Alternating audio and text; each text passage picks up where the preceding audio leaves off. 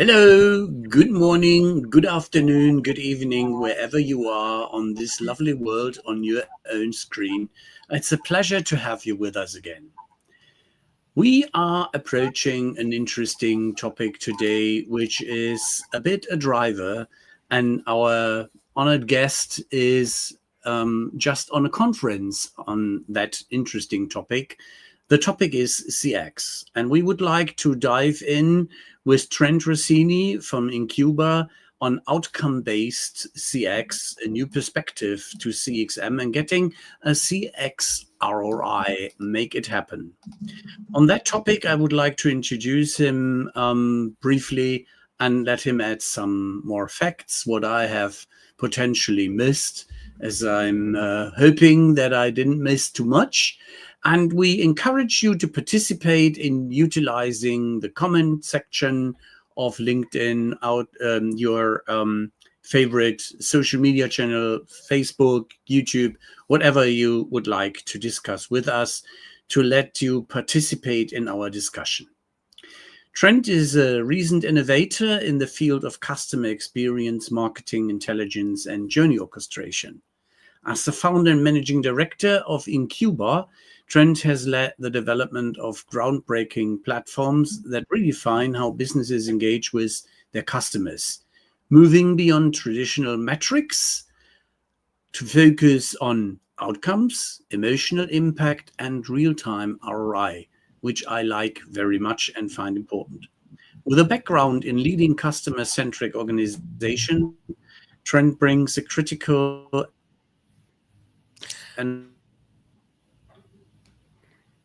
challenges conventional wisdom, advocating for AI-powered journey-centric platforms that deliver measurable business value. His recent work is exploring how emotional decision-making can be more dynamic, influential, and the segmentation and omni-channel engagement can be harnessed to create truly differentiated customer experiences. So welcome with me, Trent Rossini from inQuba, to our discussion panel. Hello, Trent. How are you? It's good evening from where I am, Rolf, and thank you to both yourself and Thomas for inviting me on. I'm sure we're going to have an interesting discussion. I'm actually going to start off. I happen to be attending a customer experience management conference today, and we had quite a few people, and actually one of the topics of discussion was customer experience and ROI associated with customer experience. And there was a long discussion that went on for about an hour. And I listened quietly. And then I actually took the microphone and I asked the audience, this is a room full of CX professionals. And I asked the audience, how many of you in the audience as CX professionals are using surveys to measure your customer experience? And of course, the vast majority of people put their hands up and said, yes, we are using surveys. Then I said to them, how many of you in this room are measuring outcomes of any sort in terms of your customer experience and your customer journeys?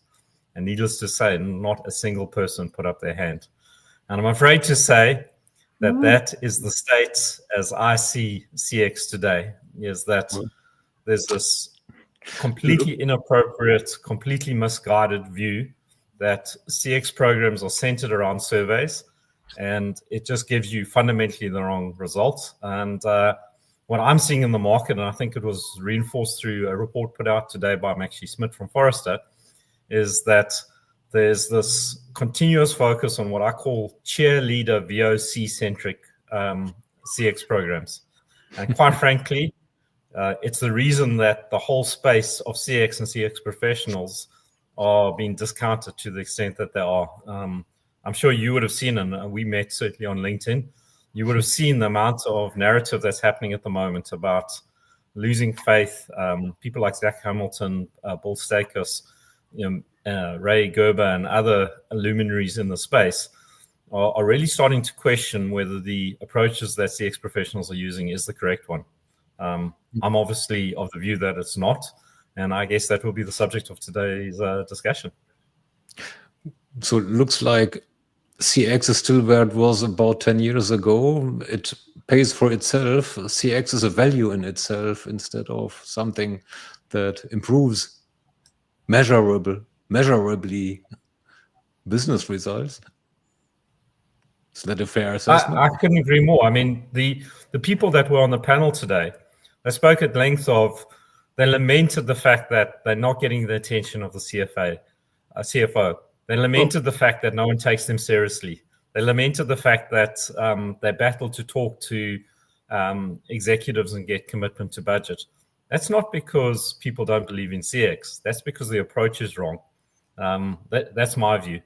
And if you change the perspective and you fundamentally say that it's great that someone has a great customer experience. And I mean, we all CX professionals and we here and we earn a living because we believe in the principles of customer experience management. And I think it's very hard to make the argument that a bad customer experience is good for a business. So let's just say that a good customer experience is good for a business. We all know that, right? But it doesn't follow, therefore, and this is where I think it goes fundamentally wrong. It doesn't follow that people having great customer experiences gives rise to a great business. What matters is whether customers are actually achieving their objectives. Put differently, whether they're getting their jobs to be done actually achieved as they're interacting with businesses. That's what matters. Sometimes you don't want a great experience. If, for instance, I was dealing today with a telco. You phone a telco to fix your fiber line or get your mobile sorted out. It's not about how pleasant the person is. It's whether the issue is resolved quickly, efficiently, at first touch. That's what matters. So the outcome matters more than the experience. I'm not saying that you should have a bad experience. I'm simply saying having a good experience doesn't mean that you're going to ultimately be committed to that brand. In fact, the opposite. I think sometimes the pleasantness is annoying, particularly when you have a high degree of urgency. You just want to get the job done. Yes, that's where I usually often use the model of the abbreviated Markov pyramid. So first, it needs to be effective. If you don't get the results done, pleasurable doesn't cut the mustard. So you won't win any medal with not doing the job. So, but then what if you are saying they are not measuring? What should they measure? So that probably goes to the heart of a methodology that then allows you to get to the point of outcomes. So the first question that I think is worth asking is, well, what is an outcome? And we've developed a metaphor for trying to manage that because it becomes quite complex in terms of determining whether the customer is actually achieving this outcome that they've set out to do it. And our particular methodology is centered around customer journey management. So we go with the philosophy that a customer will only embark on a journey if they have a goal. So the first thing you need to understand is, when is the start of the journey and when does the journey end? And our view is that journeys end in one of two ways. Either the customer reaches their goal or they drop off. Now we know, because we measure many different businesses in many different industries, but there's actually, in the majority of cases, customers actually don't get to the goal. They actually drop off. So you could have a journey, for instance, where you're trying to onboard with a product, you're trying to achieve servicing, you're trying to settle a bill. And the focus should be on customers that enter a journey, and the focus should be on making sure they get to the goal and that they don't drop off. And everything you do should be centered around that. Now, obviously, to do that, you need a construct, you need some level of data. So you need some data to know that the person's entered the journey. You need to then track their progress through the journey. You need to know how long they've been on the journey, and you need to know if they got to their goal or not. And that has to be at the center of your CX program, not a survey. Surveys are useful, and I mean, to be honest, we do use them within our methodology and our approach and our platform.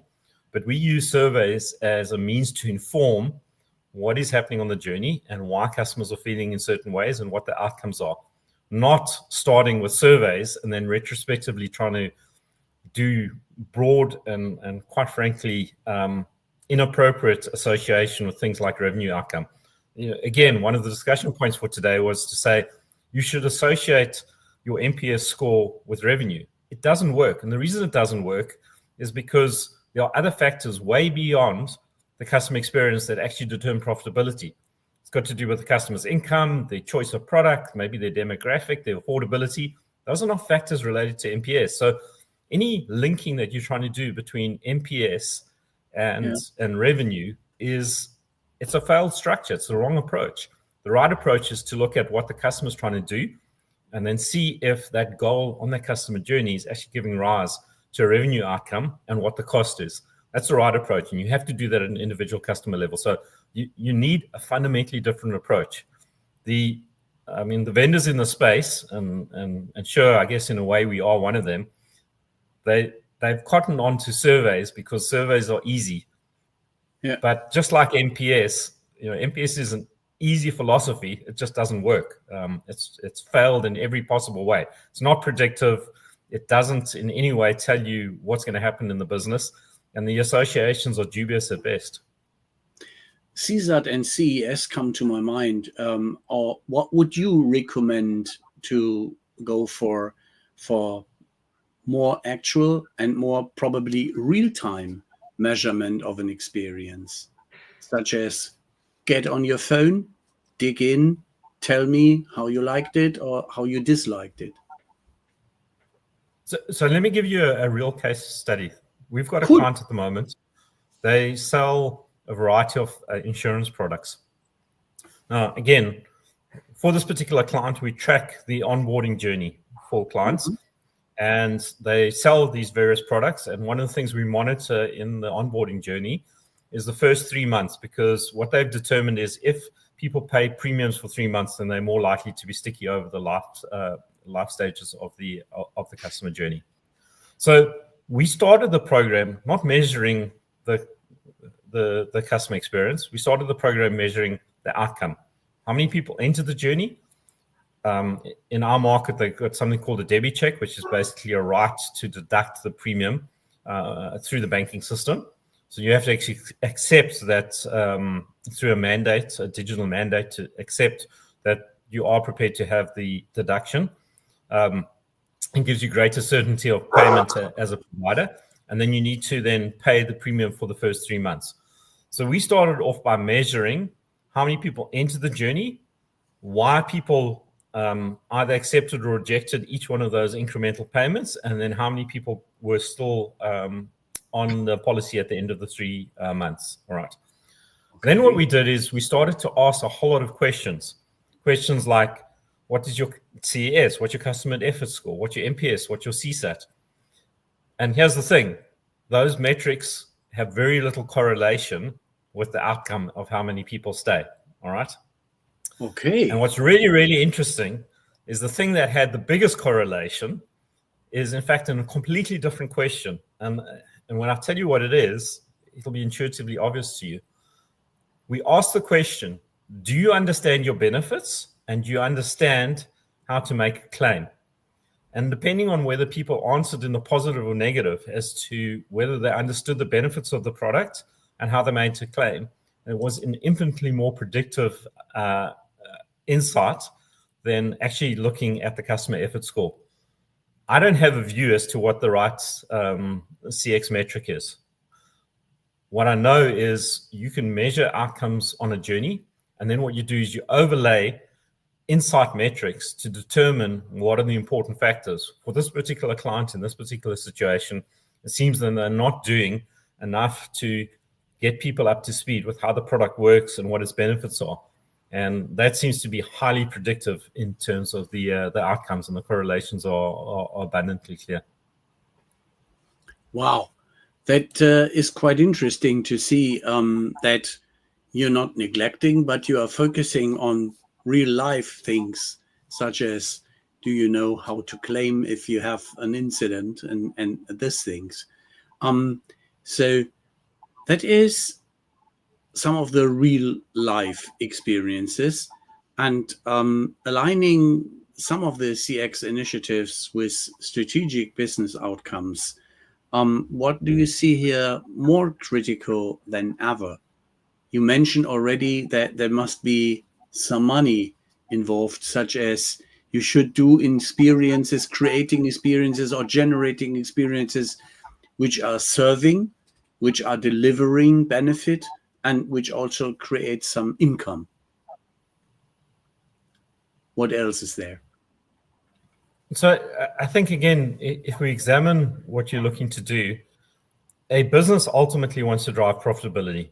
How do you drive profitability? You support customers reaching their goal. Okay. Every business serves a particular purpose for a customer. I'm potentially a telco customer, so I want a mobile plan, and potentially I want a mobile plan for my kids and my family, and I need a means to stream internet so I can do podcasts with Rolf and Thomas, for argument's sake. Yes. That's my goal. I potentially have a vehicle that I'm trying to insure, so I want to protect the vehicle. I don't want insurance. I want to protect the vehicle. Yep. I don't want a banking product. What I want is some means of credit to be able to fund it, and I need a payment mechanism. So customers have goals. Now, if you go from a point of view that any company that serves a customer goal really creates an opportunity for them to generate revenue, the next thing you have to understand is that for the customer to reach the goal, they don't start off at the goal. I know that seems completely obvious, and we all intuitively understand it. But if you take that one step further and you think about someone that, for instance, is trying to sign up on a mobile plan and get a fiber line installed in their home, there's a lot of work to be done. I mean, it starts off with the fact that you have to do some research, and then you've got to choose which provider. Then you've got to see if they installed a new area, and then you've got to get permission. Then you've got to schedule the installer person, and you've got to have the mobile phone delivered to your premises, and then you need to activate the iPhone. And so the point is that there's lots of activities that take you from when you appreciate that there's a need along the customer journey to the goal. All right. Now, if you take that one step further, there's two things that are fundamental for a customer to progress on a customer journey. So the first is, often what you have to do is you have to nudge the customer. So I'm not sure in your market, but in our markets and others, we have a Chinese brand called Temu. I'm not sure if that's prevalent in your market. All right. Now, I always look at Temu as a brand that excels in nudging. Okay. But there's a second part that's important when you're nudging, is that you have to have value. If you have nudges in the absence of value, you have annoyance. And I mean, Temu, to me, personally, fits into that category.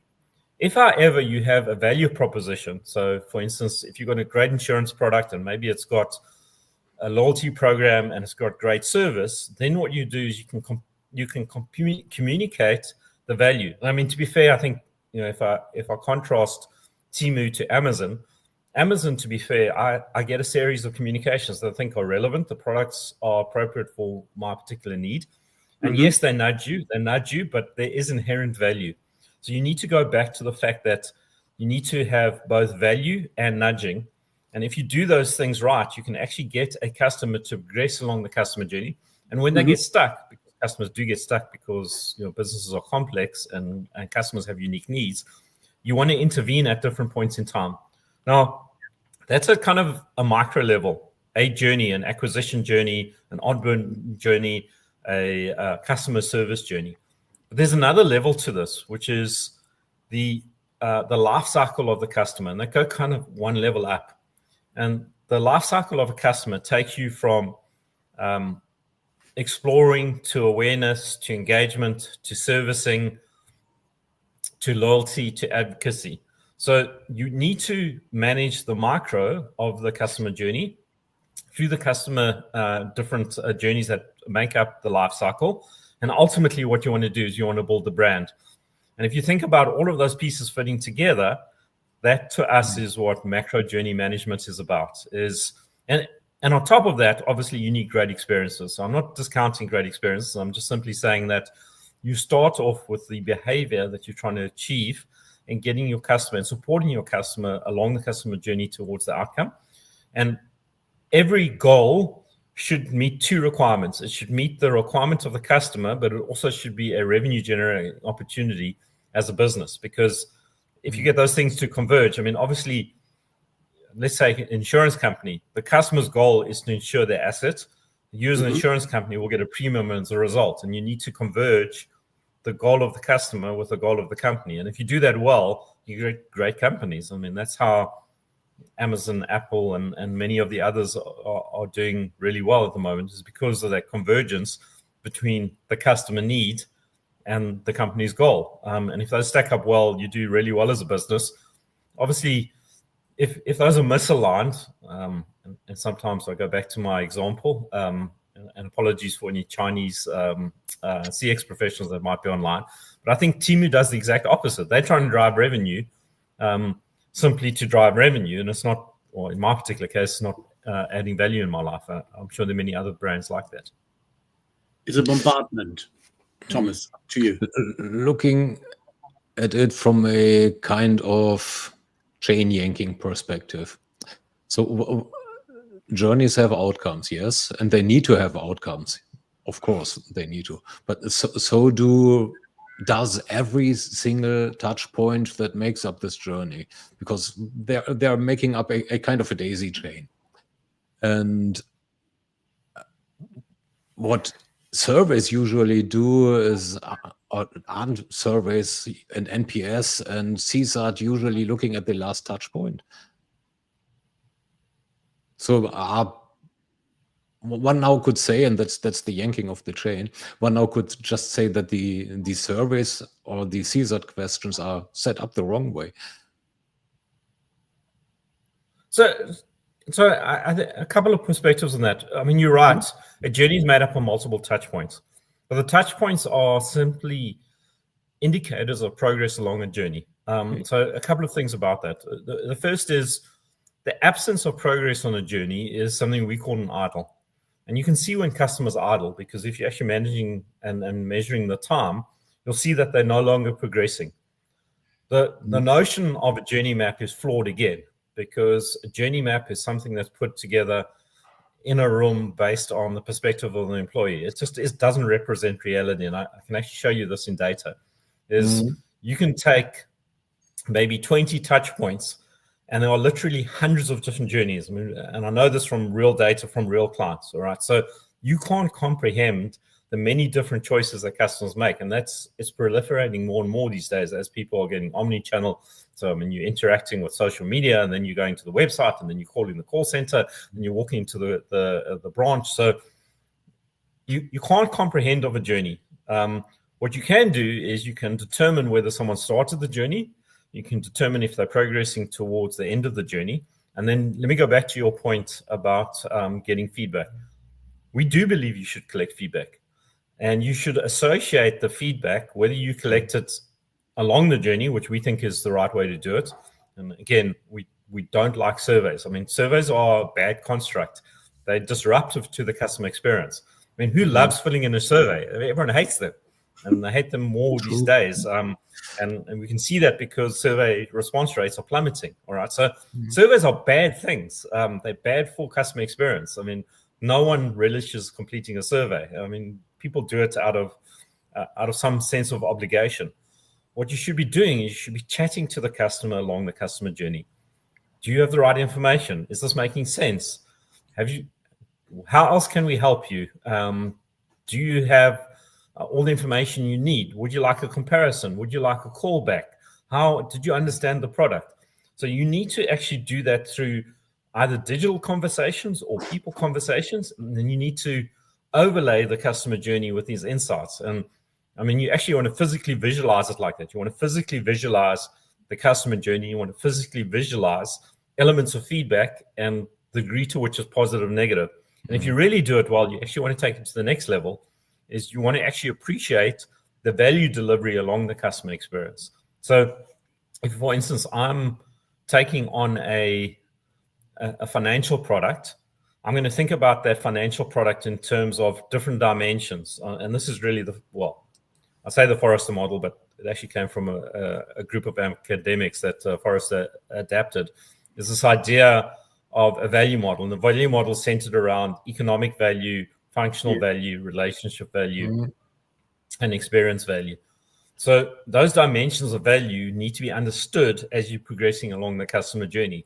And the way to collect it is not by having long, boring surveys. The way to do it is to have conversations, to analyze the unstructured text, and to overlay those insights along the customer journey, and then to visualize it, to actually see what the customer journey is, and then start to say, okay, well, we've got a drop-off point over here. What feedback did we get? We've got a goal point over here. What feedback do we get? Let's look at these cohort of customers that got through the journey and reached the goal. What did they say? Let's look at these customers. They dropped off. What did they say? Why are these customers different from these customers? These customers got stuck. Why did they get stuck? How can we help them? How can we engage next time? This is a very different approach to someone goes through, does something, send out a survey, try and analyze the survey and try and figure out what happened. It just doesn't work. Well, now one could argue that a lot of what you just asked explained are micro surveys. You ask a customer a question in the hope that they are answering it. And then the same applies what you said before. So for me as the client, it's a nuisance. No, so not necessarily, because it doesn't equate that engagements have to be surveys. So you can offer value in your engagement. So let's take a practical example. Cool. Let's say you're looking at, for instance, a home fiber installation. You can ask questions like, does this cover your area? Have you, are the options here are the options.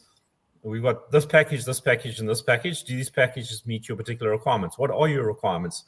So you deduce the insights, and you're right.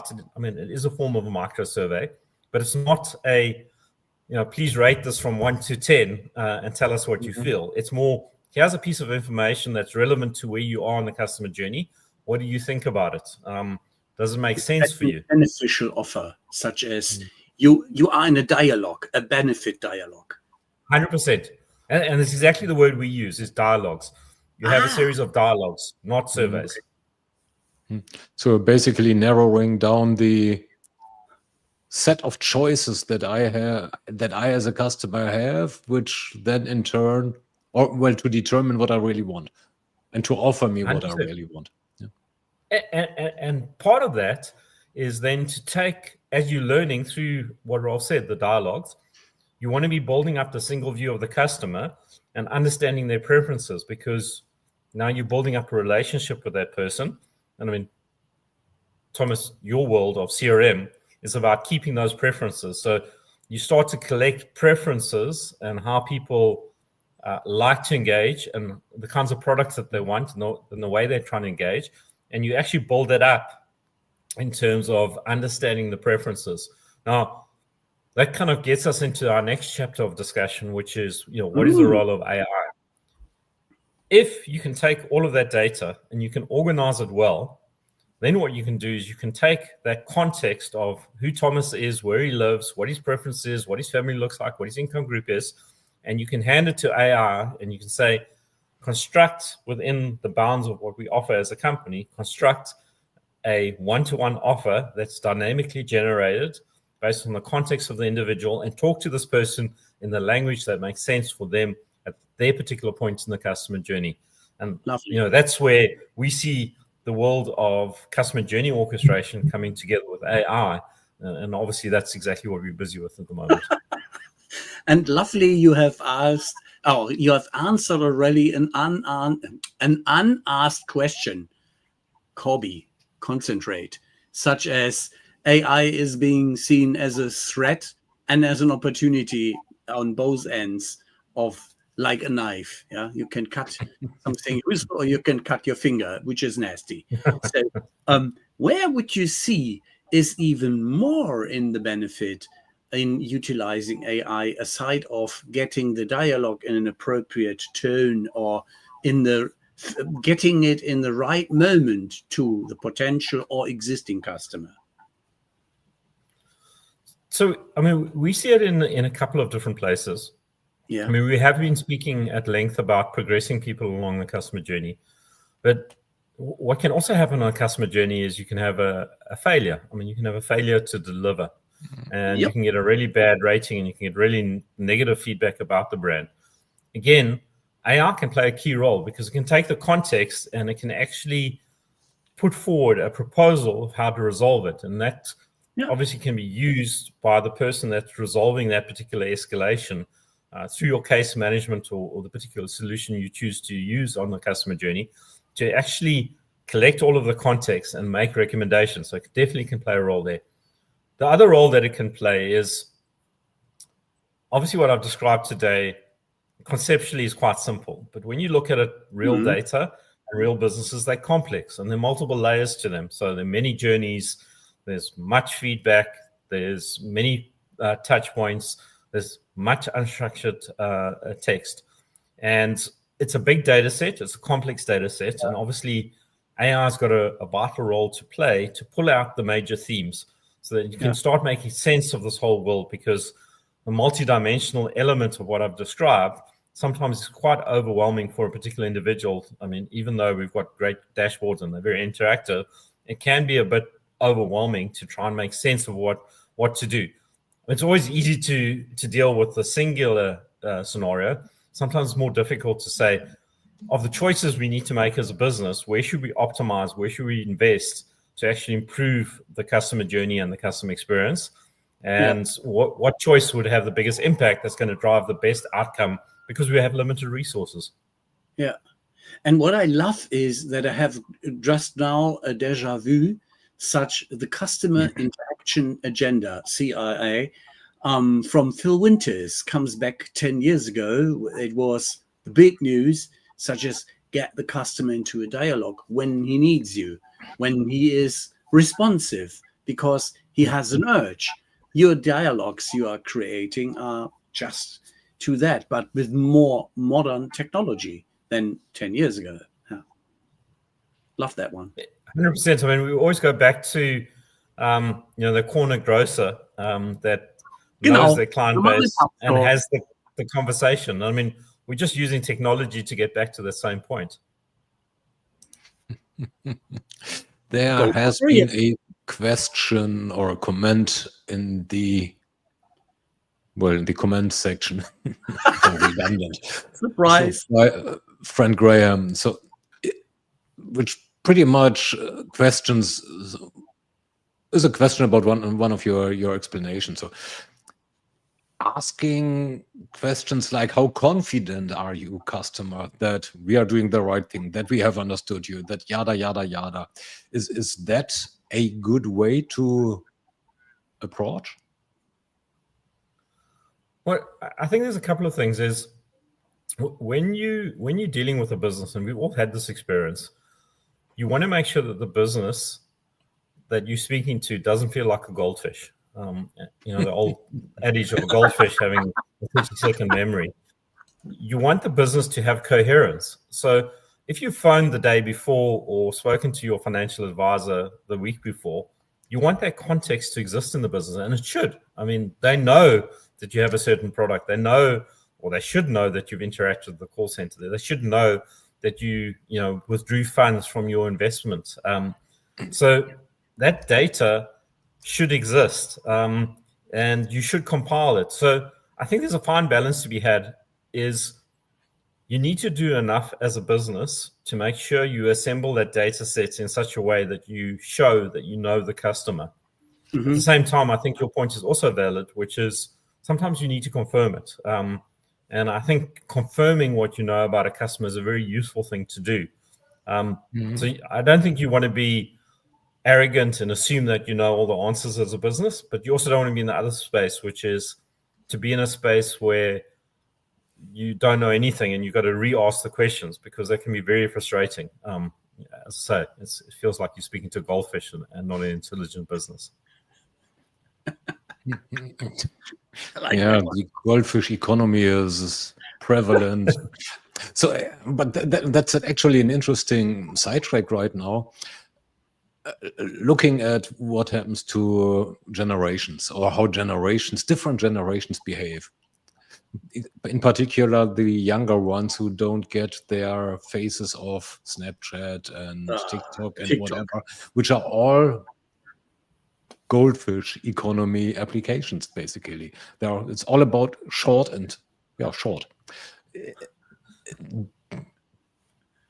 Does the approach of identifying what's important, what's value, differ between generations?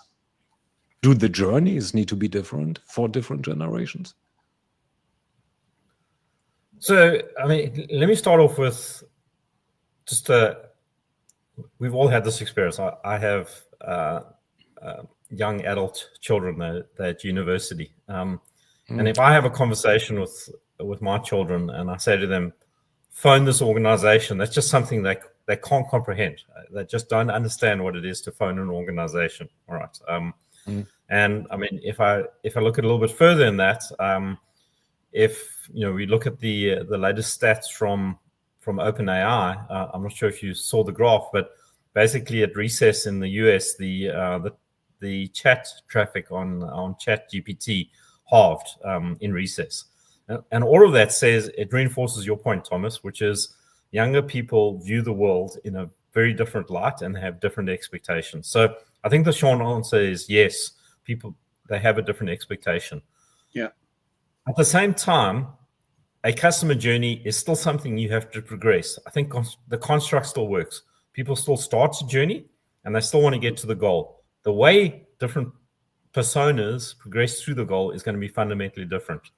And often younger people need different kinds of information through different channels with different timing. But it's still a customer journey and it still has a start and it's got progress and it's got an endpoint. So on the one hand, yes, I do think you need to personalize quite differently. You need to think about your target market and how they are likely to interact. At the same time, I do think the macro construct still works and it works pretty well. So you can apply different layers of personalization. And then again, this is where I think AI can be very powerful, because the one thing AI does incredibly well is it emulates. So it can emulate talking to someone of our age with a little bit more gray hair, or it can talk to a youngster with a different tone of voice and a different set of expectations. I mean, we've all done this. And we can say we've got a great working example. We actually give our AI service bot a personality, and it's very easy to do. You say, please answer us in the light. My favorite actually is Austin Powers, because that's what I grew up with. Answer the question in the tone of Austin Powers, and it's easy to do that. It does it incredibly well. Or you can say, answer the question in the tone of a highly educated financial professional, and it'll change the tone of voice. Now that's very, very easy to do with AI technology. Very difficult for humans to do, and therefore, you certainly should take advantage of it. Back to the different generations. So that also leads back to journey mapping. Yeah. And one thing that we often observe is that the journey maps are quite a static thing. So, and they are basically inside out. What the customer journey tends to be is a sequence or step that I as customer must take to get to an objective that may or may not be mine, but truly is in the interest of the business. So is that a flawed? Well, it is a flawed concept, but how can this be improved? Journey maps are complete waste of time. Considering generations. Journey maps are a complete waste of time. Just like NPS, they are something that's been put out there.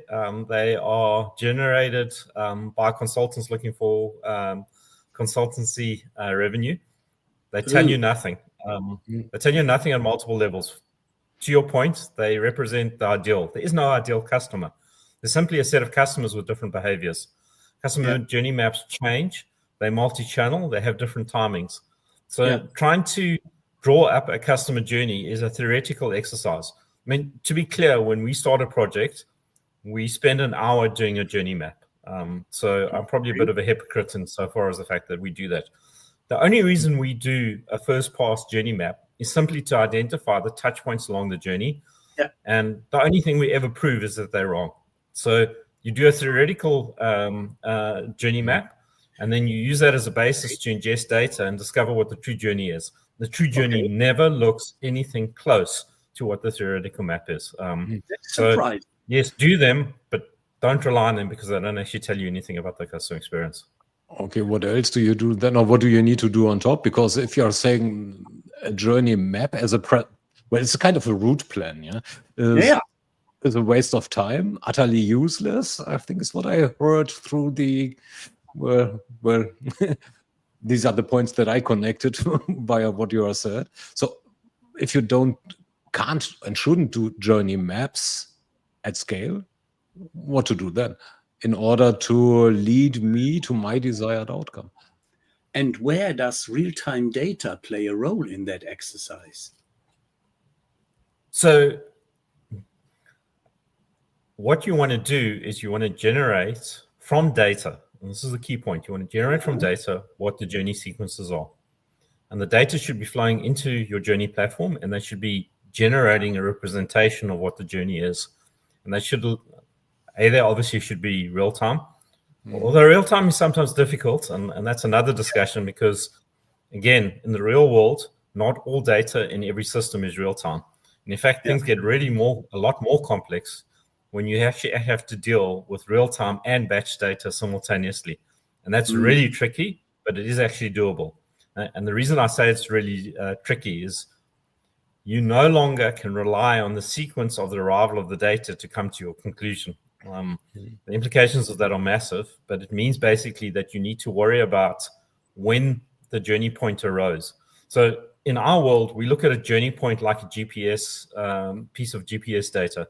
So in GPSs, you've got a longitude and a latitude. In the journey world, you basically have time, you have the customer, and then you have an identifier that associates that journey point with a certain touch point. And what you do is you collect the data and then you aggregate the data on a real-time basis to represent what actually happened with real customers on real paths, and you represent the data as a real-time flow of data that you're dynamically analyzing.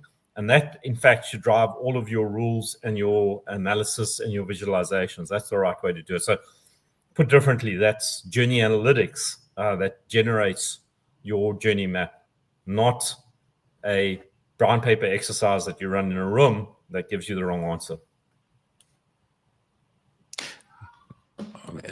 I hope this commotion in the background here that I hear doesn't get out into the stream. Two daughters and a wife here at home, so there's a heck of a commotion. All quiet from my point of view. Journeylytics comes in basically two flavors, if you ask me, as a naive one, sort of naive one. So one is towards the optimization of the journey as well, and one towards the optimization of the interactions. How does that intertwine? And how that also suggests that there is an interlinkage between customer or systems of experience, systems of engagement better, and journey management systems. So how do they need to interact then also with analytics systems?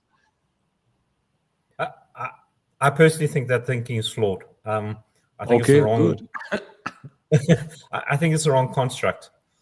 And I go back because we often have discussions with clients and people we interact with. They say, what is the ideal journey path?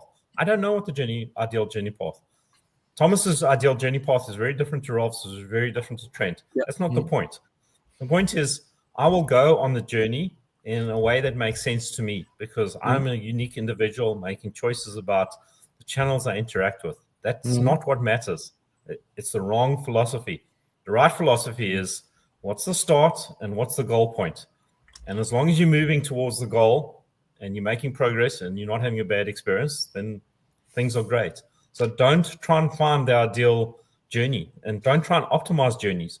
Optimize goal achievements. And it's a very different philosophy, but it gets you to the right goal because you worry too much. People worry too much about what the journey is. It doesn't matter. And yes, okay, maybe you can make an argument that you got some extra calls, and by all means, look at the fact that, for instance, there are too many touches, and maybe the cost of servicing is too high. I get that point. All right. What's more important is make sure that the customer gets to their goal and focus on goal achievement rather than focus on path, because path doesn't matter.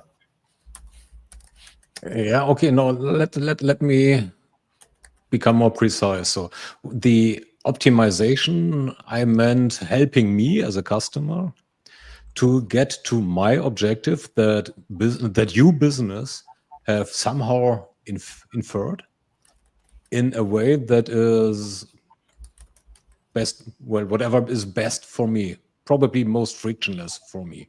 Yeah. So that 100%. I get this result. So this to me is journey optimization. It's the individual journey. So I agree with that perspective. Absolutely.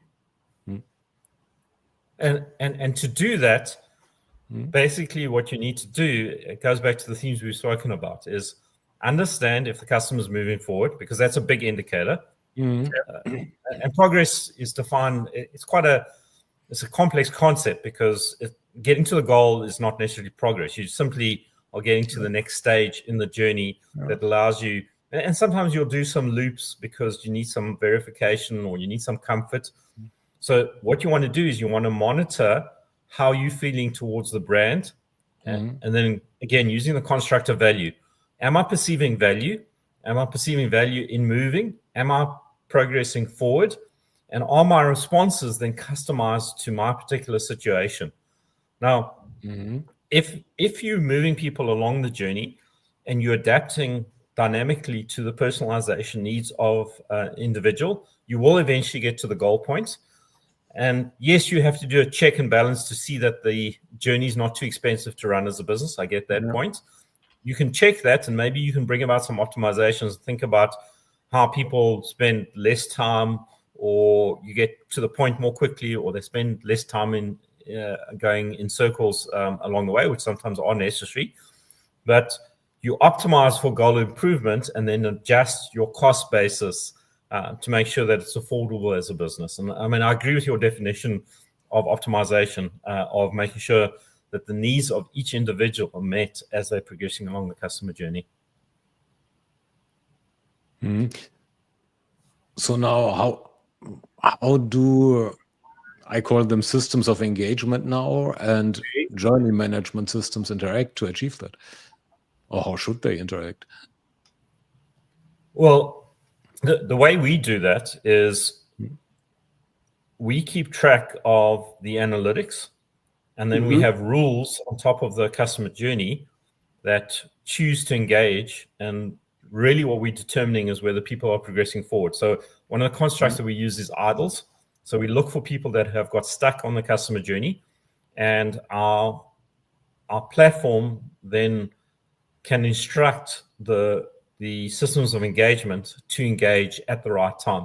So the context for the journey is actually coming from the journey analytics. Well, we integrate customer journey analytics and customer journey orchestration into one, but you still might use a third-party system of engagement to actually do your execution. But the context is coming from the customer journey system. What are then your KPIs, just to give me a little hint, and how it is differentiable towards vanity metrics, and what are your KPIs to drive CXM in the outcome-based world? So the overall construct that we use it's a very simple one. I'll expand a little bit on it. It's very simple. It's goal achievement. So we look at goal achievement and drop-off. It's as simple as that, all right? Now, it does get a little bit more complex because you actually have to think about what goal achievement is. But every journey, if you think through it, and I mean, give me an example, enough thinking and discussion, we'll come to a conclusion as to what is the goal that the customer is trying to achieve.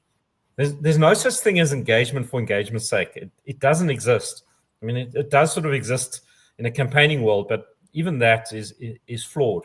Ultimately, people go on a journey to achieve a goal. And you can think about what the goal is in any scenario. I mean, it's not always immediately obvious, but I want to acquire the product, or I want to make an adjustment to my product, or I want to resolve an issue, or I want to renew. There's always going to be a goal associated with the journey. And if there's not a goal, I really question whether there's a journey. Well, and how does it look like? Yeah? Which is apparently often determined by what the business wants and not what I want. Yeah. And if you do that, you ultimately are going to have a bad business. I'm not altruistic. Well, I think it was Cisco. So many businesses, let's take a particular support journey. Yeah?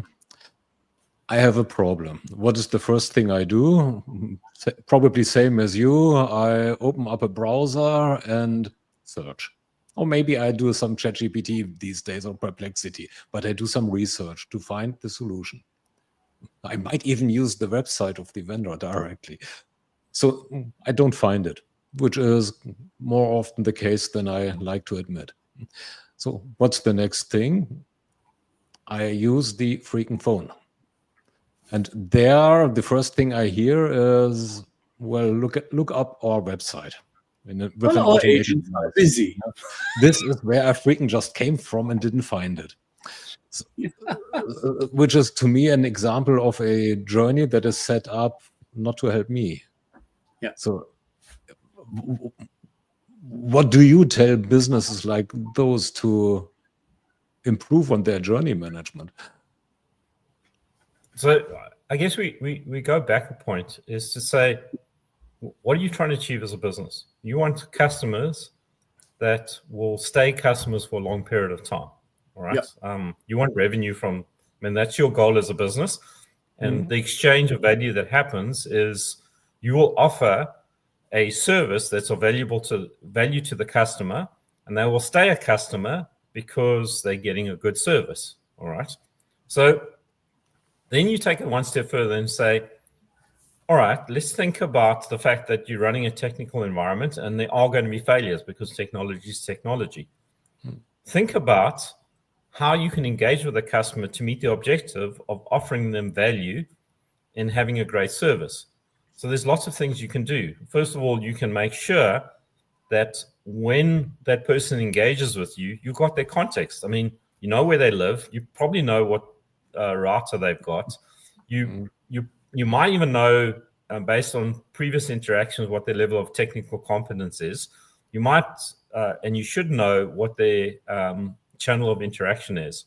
So the minute Thomas reaches out to the ISP to resolve the issue, give Thomas a response in his context that allows him to answer that question really quickly.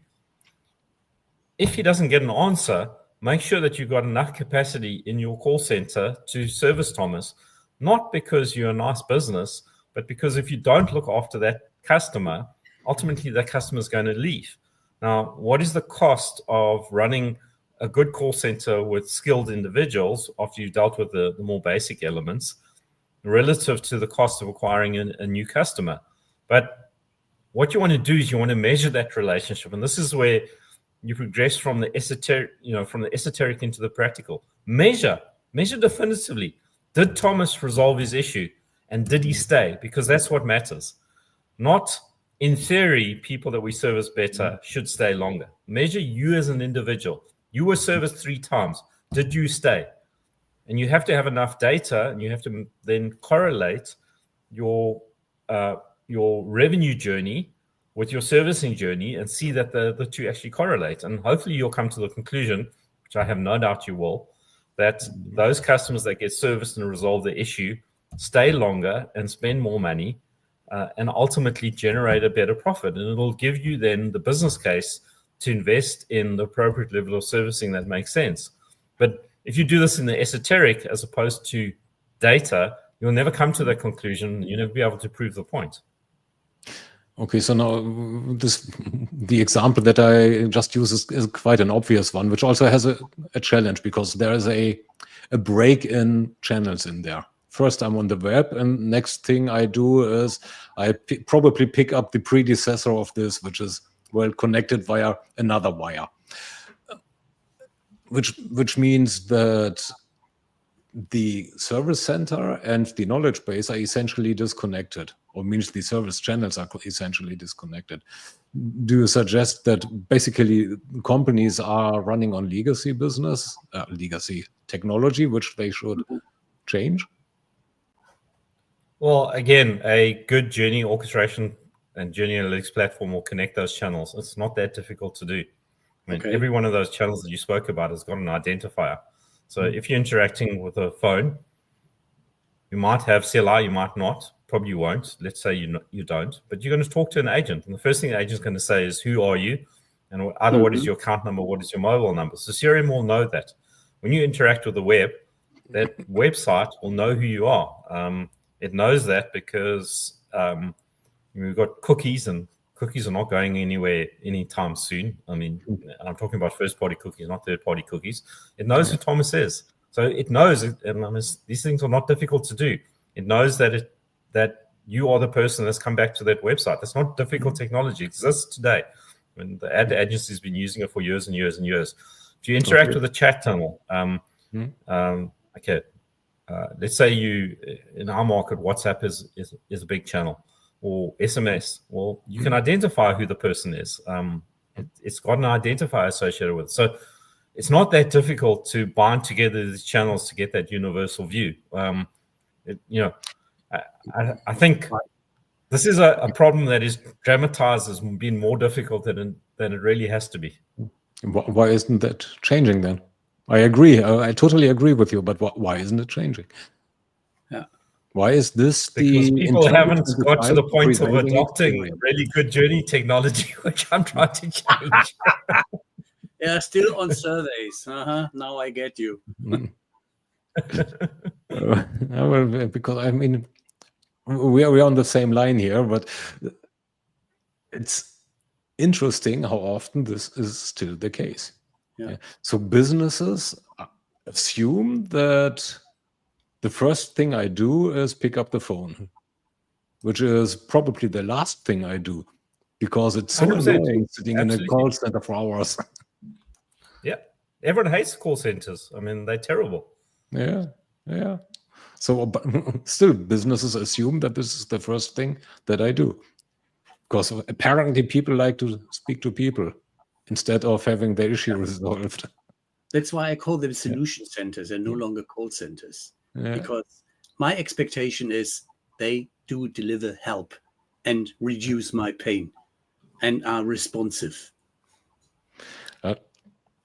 Looking at the time. Yeah, here we go. I probably need to short circuit you right now, unless you have more time, because we're on top of the hour. I think probably your viewers have had enough of me telling them that their current CX programs are not working. I think in all seriousness, there's a groundswell of a different mode of thinking. And hopefully through forums such as this, we can get more and more people to start to realize that there's a different approach and that things have to shift and move forward. And we've got, again, we've got many examples of clients that do understand the difference, that are starting to adopt these new approaches. And it's the age-old thing. I mean, some businesses will be ahead of others. And ultimately, I guess it's for a business to decide whether they want to be ahead or behind the curve. Yeah. I would love to do the closing part today, as this is normally Tom's role. I would like to ask you, as a final wrap-up, if you were to build a CX platform from scratch, what are the top 3 non-negotiable features it must have to be truly transformative and state-of-the-art, how you would like to have it? The first and primary thing is it needs to have at its core the measurement of outcomes. That is fundamental. And I don't mean survey outcomes. I mean actual behavioral outcomes. Yeah. So that's super important. It must have behavioral outcomes. Okay. The next thing that it needs to do is it needs to collect and build up a single view context of the customer, because you need to know the context of the customer as they're progressing along the customer journey. And then I'd say that the third thing is that you need to be able to correlate the customer experience with the outcomes and have all the right levels of analytics and reporting to be able to bring about that relationship. There are many other factors, but if you force me to take three, I'll probably choose those three. I love it. Cool. Cool. So then we can only say that's it for today. In another show, I would have said you survived the hot seat, but I enjoy the challenges, and thank you for all of the hard questions. And the hot seat is another one. So thanks for your insight. We learned a lot today. Thanks for that. And thanks also to Graham for his interesting questions. The last one I just responded to in the chat. Thanks to the other ones who are still apparently in the webcast. So for coping with us. Now the hour is over. Next week we are looking with our repeat guest Kenneth Christensen into the crazy world of software implementations. How do project management solutions help? How does AI help in there or not? Stay tuned. See you next week. Thanks, everyone. Take care.